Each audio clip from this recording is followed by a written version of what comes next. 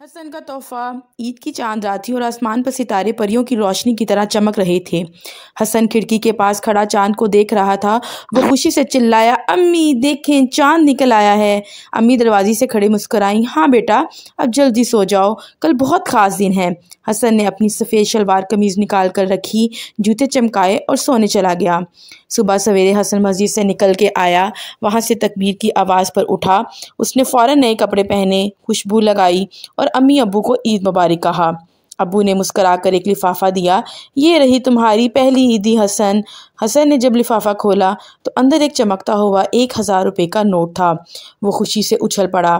نماز کے بعد حسن کے ابو اس کو اپنے ساتھ مسجد واپس لے گئے، جہاں وہ سب سے گلے مل کر عید مبارک کہا۔ گھر واپس آ کر امی نے مزیدار شیر خورما بنایا۔ جلد ہی مہمان آنا شروع ہو گئے۔ خالہ نے عیدی دی، ماموں نے گلے لگایا اور کزنز کھیلنے لگے۔ حسن کے پاس کئی لفافے جمع ہو گئے۔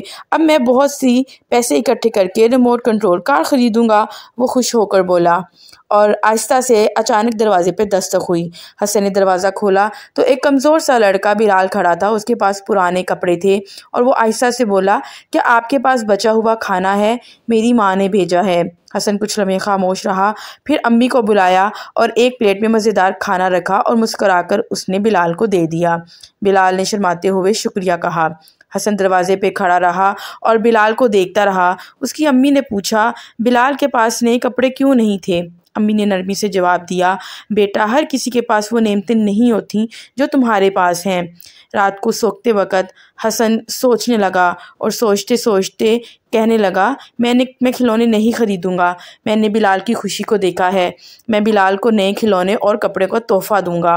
رات کو سوتے وقت میں نے بلال کو دیکھتے ہوئے ایک نئی خوشی دیکھی، اور یوں اس نے اس بات کا اقرار کیا کہ وہ سب سے خوبصورت تحفہ ہے کہ وہ خود نہ خریدے اور بلال کو اس کی جگہ پر کپڑے اور کھلونے لے کے دے۔